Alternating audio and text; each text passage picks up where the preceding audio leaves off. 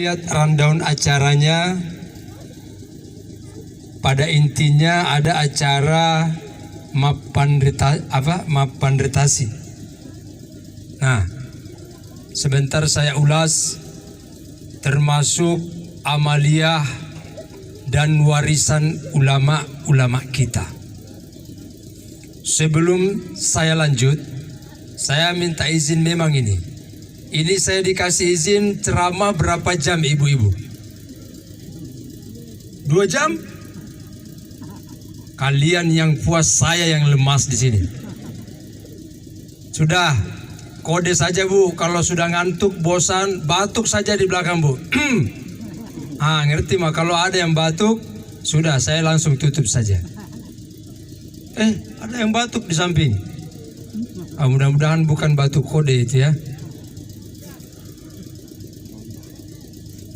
Hadirin jamaah zikir rahimakumullah. Ini sebenarnya saya agak malu juga ini. Dari tadi MC perkenalkan. Saya hampir 20 tahun di Mamuju. Baru 2 tahun terakhir rupanya bocor juga rahasia. Saya di mana-mana agak malu kalau ditahu keturunan langsung Al-Mukarram Ki Haji Muhammad Tahir Imam Labeo. Kenapa malu? Membawa nama besar seorang ulama besar itu tidak gampang. Cucunya itu Imam Labeo. Sudah, suruh berjanji, suruh zikir, suruh ceramah. Tapi tidak hanya itu. Gerak-gerik kita disorot masyarakat. Tapi saya juga bersyukur, kadang saya langsung perkenalkan diri. Ini menjaga ada oknum-oknum tertentu memanfaatkan nama besar ulama besar, tapi ingin meraup finansial. Saya temukan, saya setiap bulan sampai ke Mamuju Utara, ternyata saya dapati oknum menjual nama besar Al-Mukarram Ki Haji Muhammad Tahir Imam Labeo, menjual ilmu tarikahnya. Orang yang dizikir di baiat tarikah disuruh membayar sampai 4 juta rupiah.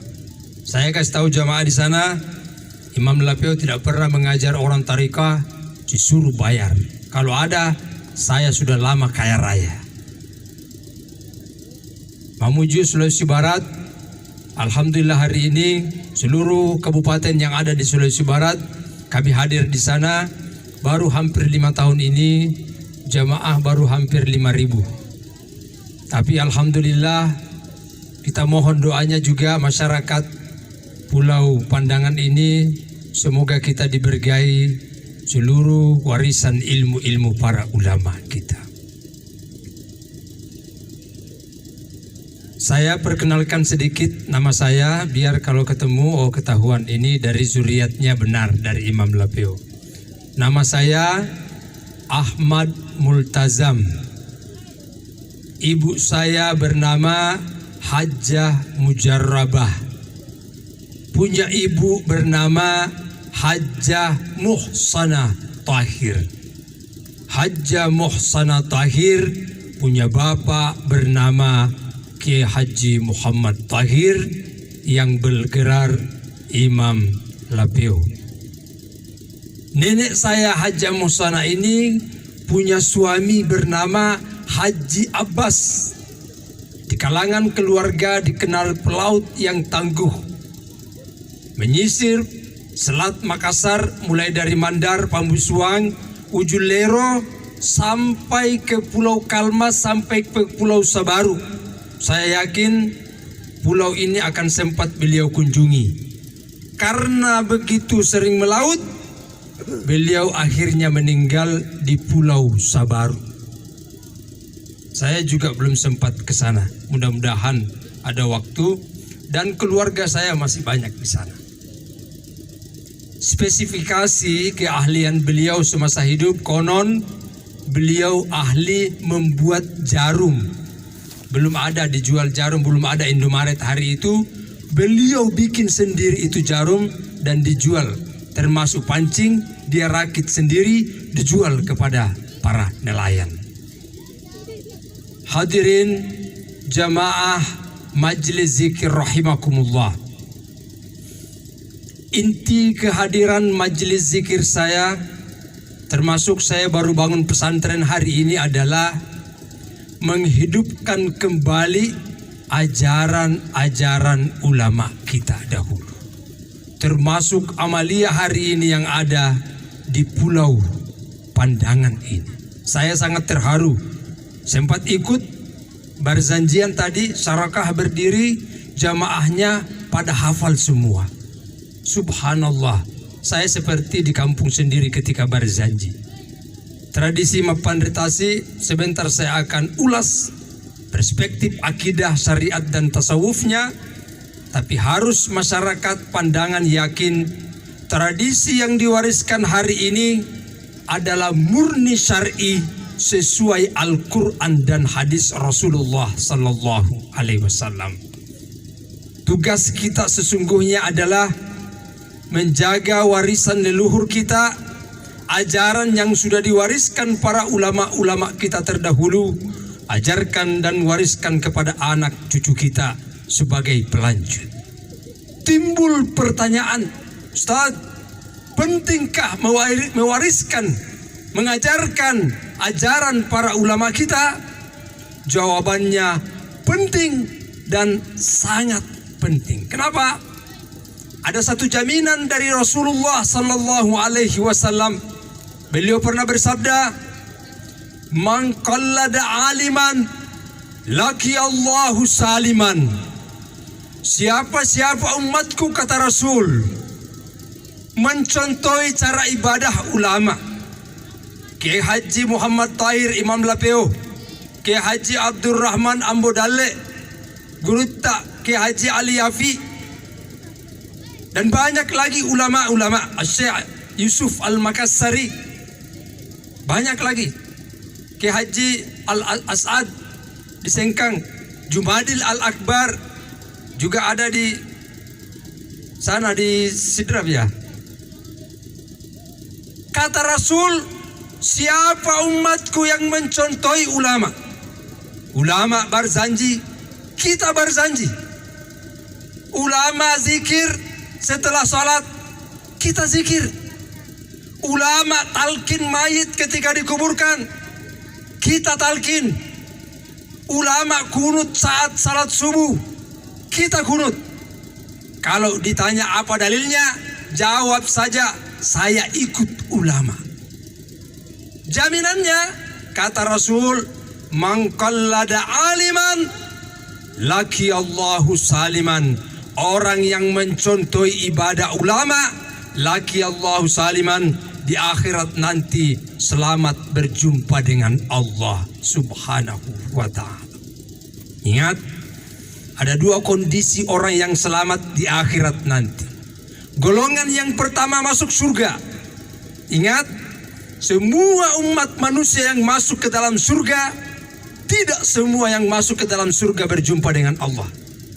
Golongan yang kedua, umatnya Rasul jumpa dengan Allah, otomatis masuk ke dalam surga. Kenapa? Yang punya surga saja dia ketemu, apalagi miliknya. Ini pesan yang pertama, tausiah saya pada malam hari ini. Perkokoh, pegang erat-erat wasiat dan ajaran para ulama, karena di sana ada jaminan dari Rasulullah Sallallahu Alaihi Wasallam. Padahal hari ini kita bisa lihat, bukan lagi menjadi sebuah rahasia. Hari ini banyak orang yang menjauhi ulama. Hari ini tidak mau lagi mengikuti fatwa ulama. Bagaimana itu, Ustaz? Sudah ada kode dari Rasul. Kata Rasul, sayatiya zamanun yafirruna minal ulama'i wal fuqaha. Kata Rasul, akan ada kondisi di akhir zaman, umatku pada waktu itu menjauh dari ulama, tidak mau lagi mengikuti fatwa dan ajaran ulama. Apa kata Rasul? Akibat perbuatan umatku pada waktu itu yang tidak mau ikut ajaran para ulama, kata Rasul, sayubtaliyahum salasa baliyat. Akibatnya Allah menimpakan 3 malapetaka yang luar biasa. 3 malapetaka ini lebih dahsyat daripada banjir, lebih dahsyat daripada gempa bumi, lebih dahsyat daripada tsunami. Kata Rasul yang pertama, yusallituhum bisultanin zalim. Allah mengutus bagi mereka pemimpin-pemimpin yang zalim. Boleh saja ketika kampanye, ya pilih saya. Kalau saya terpilih, akan saya aspal seluruh jalanan yang ada di Pulau Pandangan ini. Tapi ketika terpilih, jangankan aspal jalanan, kelihatan batang hidupnya saja tidak muncul. Jangan salahkan kepala desanya, jangan salahkan camatnya, jangan salahkan calegnya. Bisa saja Anda adalah salah satu orang yang tidak lagi inginkan mencontohi fatwa dan ajaran ulama. Itu musibah yang pertama. Kata Rasul, musibah yang kedua, yarfa'illahu barakatim min kasbihim.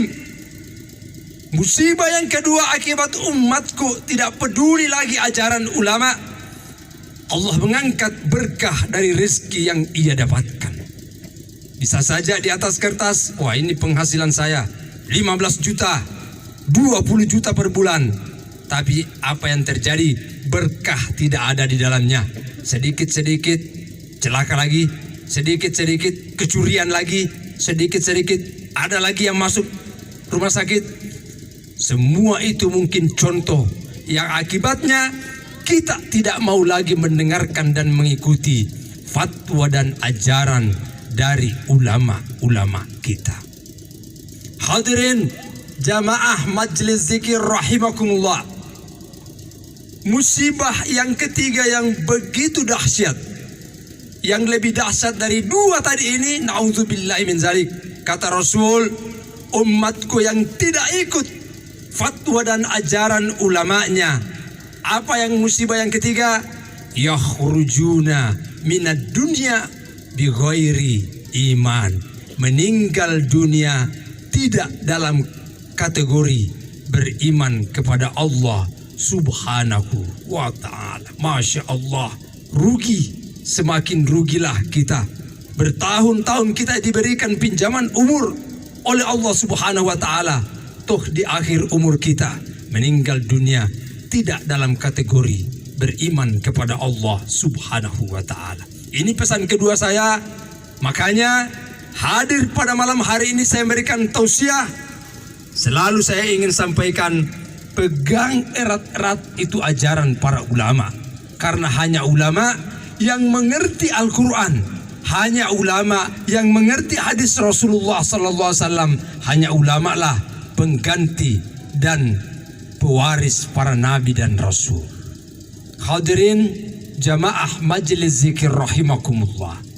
Masuk pembahasan tentang mapan retasi.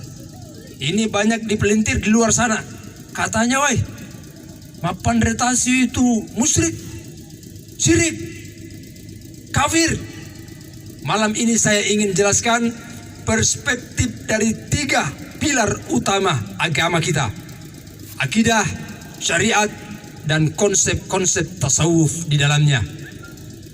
Yang pertama, bahwa konsep mapan retasi sesungguhnya adalah wujud kesyukuran kita kepada Allah Subhanahu wa ta'ala. Bukankah tiap hari, tiap saat kita ambil hasil-hasil yang kekayaan yang ada dalam laut? Kapan mau bersyukur kepada Allah Subhanahu wa ta'ala? Kapan mau memelihara kelangsungan makhluk hidup yang di dalamnya? Saya bersyukur kepada Allah Subhanahu wa ta'ala. Di Pulau Pandangan ini ada yang masih meneruskan tradisi dari ulama-ulama kita. Bahkan saya sarankan ini dibuat tulisan yang lebih profesional, akan dipublish dan bisa menjadi agenda tahunan yang berskala nasional. Bisa dibuat program wisata dan segala macam, dan sekaligus memperkenalkan tradisi para ulama-ulama kita. Satu, wujud kesyukuran mapan retasi. Kenapa? Dalam Al-Quran Allah Subhanahu wa ta'ala menjelaskan, la in syakartum la azidannakum wa la in kafartum inna azabi lasyadid.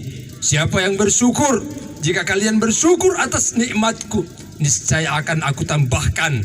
Dan apabila kalian kufur atas nikmatku, kata Allah, ingatlah siksaanku amatlah pedih.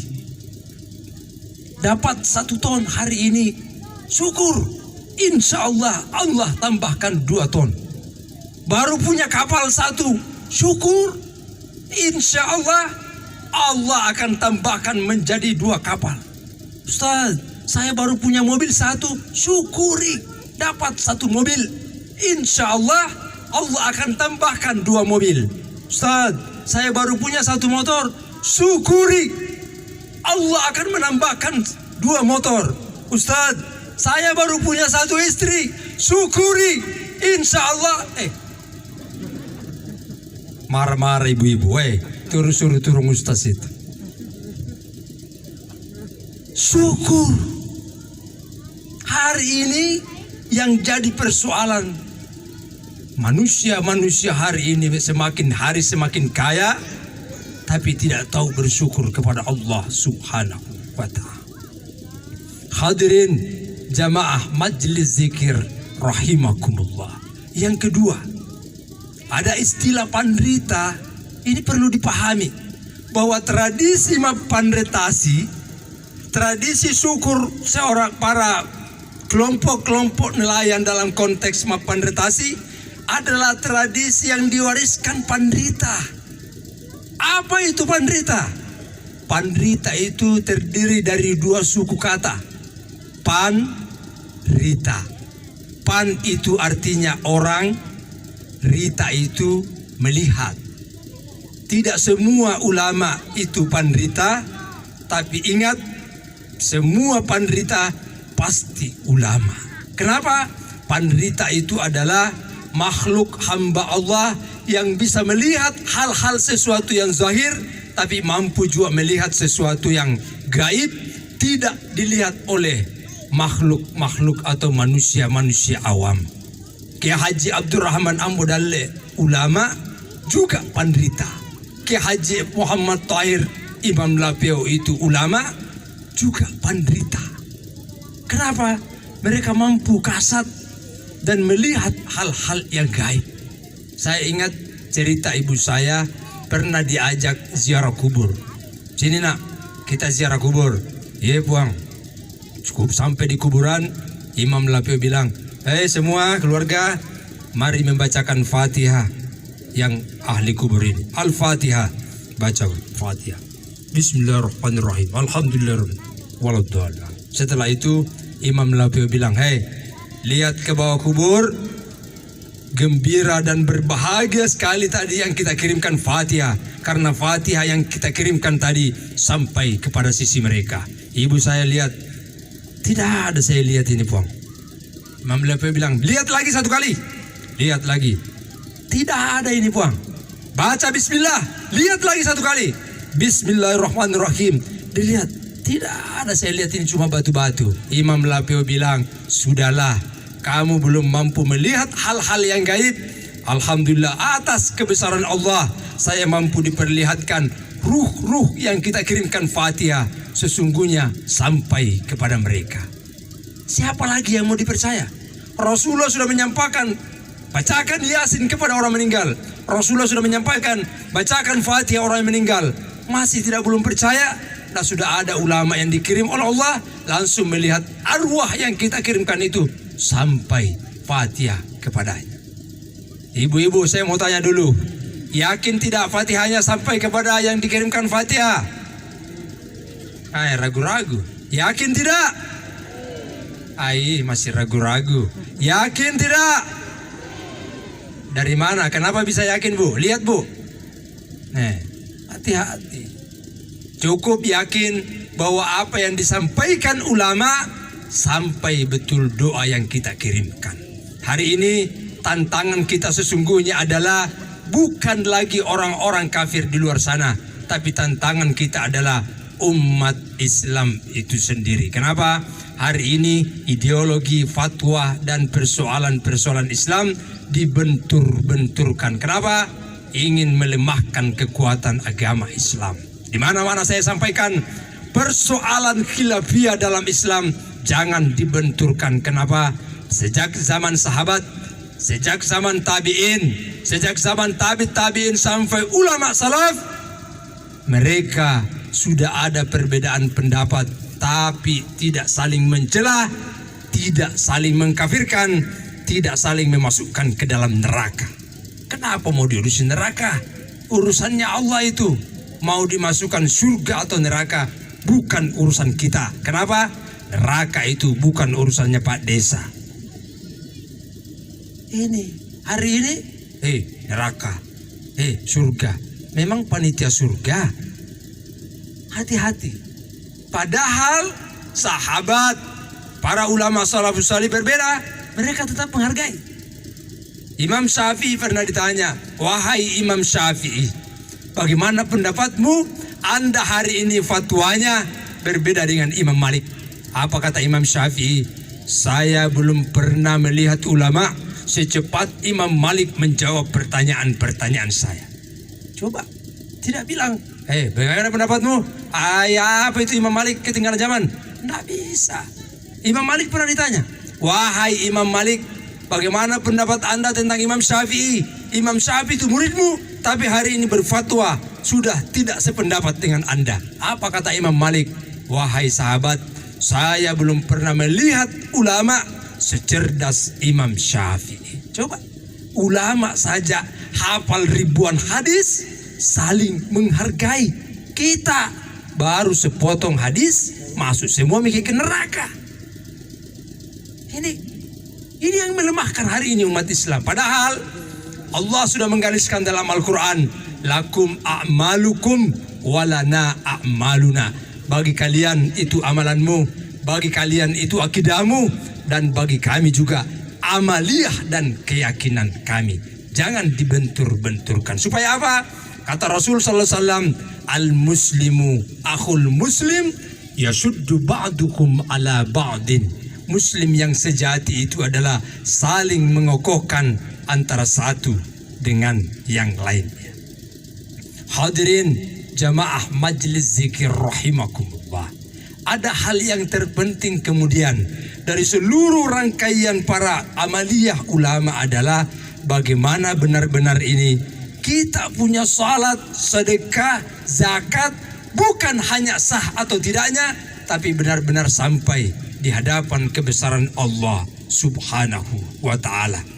Salah satu ulama besar yang sampai hari ini satu-satunya kitab yang disyarah lebih 50 ulama, ada kitab tasawuf bernama Syarah Al-Hikam karya Syekh Imam Ibnu Athaillah Al-Askandari. Beliau mengatakan dalam konteks beribadah kepada Allah, jangan selalu diperiksa dan diperhatikan sah tidak ini. Yang kita prioritaskan adalah bagaimana wusul sampai di wilayah ketuhanan. Kata beliau, dalam konteks ibadah, Ibnu Athaillah mengatakan, ukhruj min awsafi basyariyatik min kulli wasfin munaqisin fi ubudiyatika.